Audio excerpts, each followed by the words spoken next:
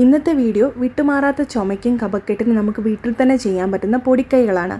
ആദ്യം തന്നെ നമ്മൾ ചെറു ചൂടുവെള്ളത്തിൽ അല്പം മഞ്ഞൾപ്പൊടി ഇട്ടതിന് ശേഷം രാവിലെ കുടിക്കുക. കുട്ടികൾക്ക് മുതിർന്നവർക്ക് എല്ലാവർക്കും കുടിക്കാൻ പറ്റുന്ന ഒരു പാനീയം തന്നെയാണ്. അതേപോലെ തന്നെ ഇടയ്ക്കിടയ്ക്ക് കുരുമുളക്, തേന്, പനങ്കൽക്കണ്ട് എന്നിവ കഴിക്കുന്നതും വളരെയധികം നമുക്ക് ആശ്വാസം നൽകും. ചായ കുടിക്കുന്ന സമയത്ത് അതിലേക്ക് ചെറിയൊരു പീസ് ഇഞ്ചിയും 2 ഗ്രാമ്പും കൂടെ ചതച്ചിട്ടതിന് ശേഷം അതിട്ട് തിളപ്പിച്ച വെള്ളത്തിൽ ചായ കുടിക്കുകയാണെന്നുണ്ടെങ്കിൽ നമുക്ക് തൊണ്ടയ്ക്ക് നല്ല ആശ്വാസം ലഭിക്കുന്നതായിരിക്കും. വെള്ളം കുടിക്കുന്ന സമയത്ത് തിളപ്പിച്ച വെള്ളം തന്നെ കുടിക്കുക. നമ്മൾ നോർമലി കുടിക്കുന്നതിലും കൂടുതലായിട്ട് വെള്ളം കുടിക്കേണ്ടതാണ് ഈ ഒരു സമയത്ത്. നമ്മൾ വെള്ളം തിളപ്പിക്കുമ്പോൾ തുളസിയില, പുതിനയില, പനിക്കൂർക്കയില എന്നിവയിൽ ഏതെങ്കിലും ഒരു ഇലയിട്ട വെള്ളം തിളപ്പിച്ച് കുടിക്കുക. അതാവുമ്പോൾ നമുക്ക് കുറച്ചും കൂടി ആശ്വാസം ലഭിക്കും. പിന്നീട് നമ്മൾ ഉപ്പിട്ട വെള്ളം വെച്ചിട്ട് ഗാർഗിൾ ചെയ്യുക.